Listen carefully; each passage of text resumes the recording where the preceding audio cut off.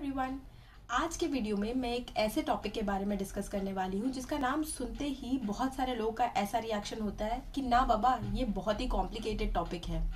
ये बहुत ही सैड है गाइस, क्योंकि चाहते या ना चाहते हुए हम सब टैक्स तो पे कर ही रहे हैं, बट हमें इसके बारे में पूरी जानकारी नहीं है। तो आज की वीडियो में मैं ये प्रॉब्लम सॉल्व करने वाली हूँ और मैं आपको ऐसे तरीके बताने वाली हूँ जिससे आप अपना मैक्सिमम टैक्स सेविंग कर सकते हैं। बट उसके पहले अगर आप मेरे चैनल पे नए हो और अभी तक आपने मेरा चैनल सब्सक्राइब नहीं किया है तो प्लीज इसे सब्सक्राइब करें, और अगर आपको ये वीडियो अच्छा लगे तो इसको ज्यादा से ज्यादा लोगों को शेयर भी करें।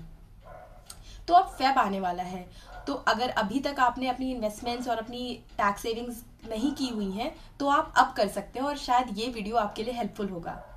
अब बहुत सारे सैलरीड लोग हैं जो मेरे से रिलेट कर पाएंगे कि 2020 के बाद से हमारे पास दो टैक्स रिजीम्स हैं। एक है ओल्ड टैक्स रिजीम जो पहले से चला आ रहा है और एक है न्यू टैक्स रिजीम। अब ये न्यू टैक्स रिजीम क्या है? न्यू टैक्स रिजीम 2020 में लॉन्च हुआ है। इसमें हम, जैसे कि पहले हम ओल्ड टैक्स रिजीम में कई सारे एग्जेम्पशंस और डिडक्शंस लेते थे, वो न्यू टैक्स रिजीम में नहीं ले पाएंगे। बट न्यू टैक्स रिजीम की अच्छी चीज ये है कि इसमें टैक्स स्लैब को ही घटा के थोड़ा कम कर दिया गया है।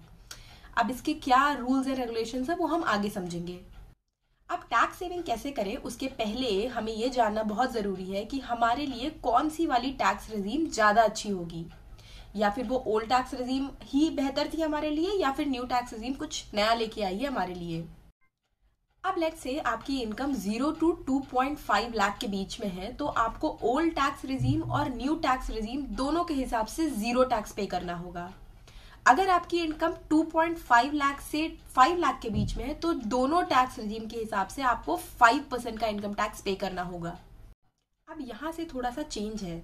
लेट्स से आपकी इनकम 5 लाख से 7.5 लाख के बीच में है तो ओल्ड टैक्स रिजीम के हिसाब से आप 20% टैक्स पे करेंगे और न्यू टैक्स रिजीम के हिसाब से आपको सिर्फ 10% का टैक्स पे करना होगा। अगर आपकी इनकम 10 लाख से 12.5 लाख के बीच में है तो आपको ओल्ड टैक्स रिजीम के हिसाब से आपको 30% टैक्स पे करना होगा और न्यू टैक्स रिजीम के हिसाब से आपको 20% का टैक्स पे करना होगा अपने इनकम के ऊपर। अगर 12.5 लाख से लेके 15 लाख के बीच में अगर आपकी इनकम है तो आपको ओल्ड टैक्स के हिसाब से 30% और न्यू टैक्स के हिसाब से 25% का टैक्स पे करना होगा। और अगर 15 लाख से ऊपर के इनकम स्लैब में अगर अप्लाई करते हो तो दोनों टैक्स रिजीम के हिसाब से आपको 30% का टैक्स पे करना चाहिए। आपने देखा कि कैसे न्यू टैक्स रिजीम में हमारा इनकम टैक्स पे करने का जो स्लैब है वो कैसे कम कर दिया गया। अब यहाँ पे मैं एक बार फिर से रिपीट करूंगी कि ओल्ड टैक्स रिजीम में हमें एग्जेम्पशंस और डिडक्शंस का बेनिफिट मिलता था हमारे इन्वेस्टमेंट्स और एक्सपेंडिचर के ऊपर, जो न्यू टैक्स रिजीम में अब नहीं मिलेगा। लेकिन न्यू टैक्स रिजीम में टैक्स को ही कम कर दिया गया है। तो अब हमें अपने हिसाब से डिसाइड करना पड़ेगा कि हमारे लिए बेस्ट सूटेड टैक्स रिजीम कौन सा होगा और उसके हिसाब से हमें आगे फर्दर प्रोसेस करना होगा। तो चलिए अब हम अपने मेन टॉपिक पे वापस आते हैं और देखते हैं कि वो कौन कौन से तरीके हैं जिससे हम अपना टैक्स डिडक्शन और टैक्स एग्जेम्पशन कर सकते हैं, और देखते हैं कि कैसे हम अपनी टैक्स सेविंग बेस्ट तरीके से और मैक्सिमम टैक्स सेविंग कर सकते हैं। तो सबसे पहली मेंशन करने वाली बात यहाँ पे ये है कि टैक्स एग्जेम्पशन और टैक्स डिडक्शन ये दोनों अलग अलग चीजें हैं। टैक्स एग्जेम्पशंस में आपके पास LTA, HRA, phone and internet bill, company की अगर आपने कोई कार ले रखी है, या फिर स्टैंडर्ड डिडक्शन जो होता है, आपके लीव इनकैशमेंट्स होते हैं, आपके फूड कूपन्स होते हैं, आपके यूनिफॉर्म के जो एक्सपेंसेस होते हैं, ये सारे आते हैं। मतलब कि इन चीजों के अगर आप प्रूफ्स सबमिट करो तो आपको इन चीजों पे टैक्स नहीं पे करना होगा। अब टैक्स डिडक्शन का मतलब होता है कि कुछ इन्वेस्टमेंट्स करके आप डिडक्शन ले सकते हैं अपने इनकम के ऊपर। अब ये इन्वेस्टमेंट्स कौन कौन सी होती हैं, जैसे कि PPF, EPF, ELSS mutual funds, आपके लाइफ इंश्योरेंस या हेल्थ इंश्योरेंस के प्रीमियम्स, आपका होम लोन, आपके बच्चों के ट्यूशन की fees, NPS national pension certificate भी इसमें आता है, और बहुत सारे तरीके के इन्वेस्टमेंट इंस्ट्रूमेंट्स हैं जिसमें आप अपना टैक्स डिडक्शन ले सकते हैं।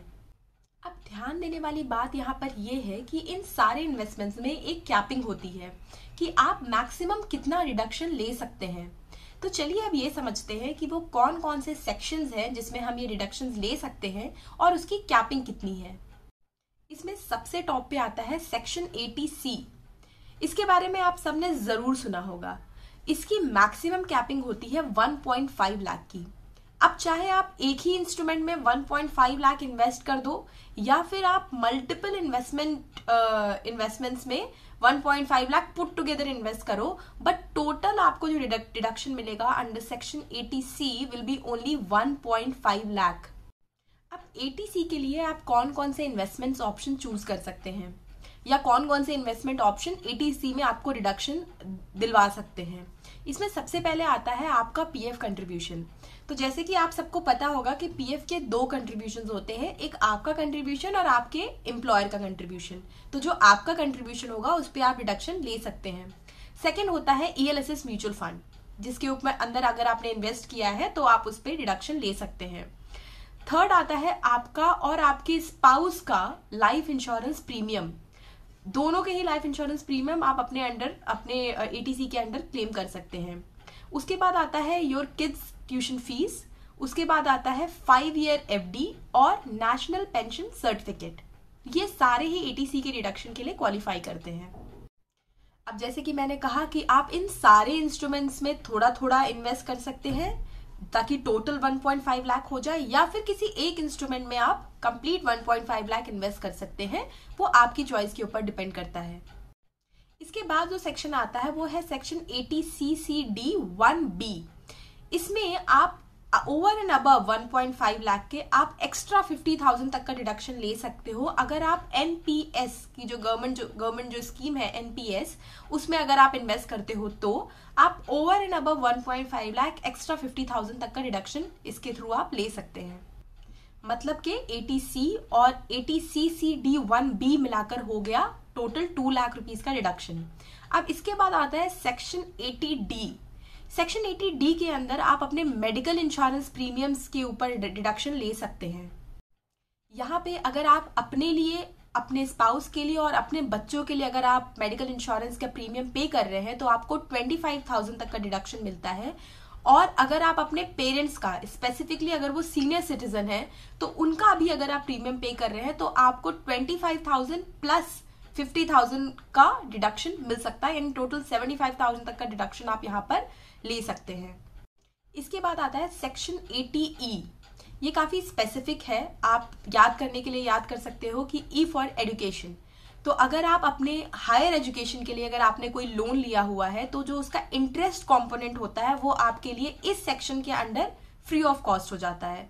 तो मैंने जैसे कहा ये काफी स्पेसिफिक है, हर कोई अपना एजुकेशन लोन नहीं लिया होता है, तो जिसने भी ये लोन लिया हुआ है उसके लिए ये सेक्शन काम आ सकता है। इसके बाद आता है सेक्शन 80DD। अब इसमें क्या होता है, लेट्स से आपके साथ कोई डिपेंडेंट है जो डिसेबल्ड है और आप उनके इलाज या ट्रीटमेंट के ऊपर पैसे लगा रहे हैं तो उसके ऊपर भी आप डिडक्शन ले सकते हैं।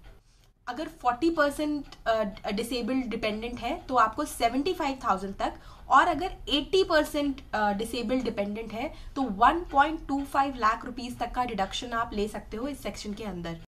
तो आई होप इस वीडियो के जरिए से आपको अपने old tax regime, new tax regime, tax exemption, tax deductions, कौन कौन से सेक्शंस होते हैं, इन सब के बारे में आपको डिटेल में पता चल चुका होगा।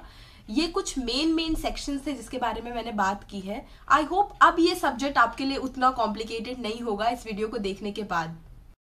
तो अगर आपको ये वीडियो अच्छा लगा हो तो प्लीज इसको लाइक करें और इसको अपने बाकी कलीग्स में भी शेयर करें ताकि उनको भी ये सारी इन्फॉर्मेशन ईजिली मिल जाए। और अगर अभी तक मेरा चैनल आपने सब्सक्राइब नहीं किया है तो प्लीज इसे सब्सक्राइब करें और बेल आइकन को प्रेस करें ताकि आपको मेरे आगे आने वाले वीडियोस के टाइमली अपडेट्स मिलते रहें।